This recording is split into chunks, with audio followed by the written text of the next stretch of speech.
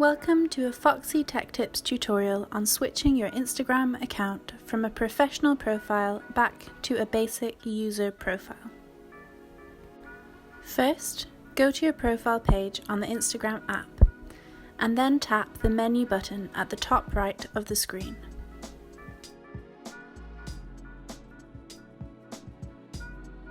Now tap Settings.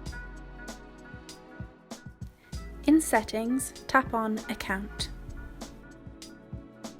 At the bottom of the list here, you can tap on the link to switch back to a personal account.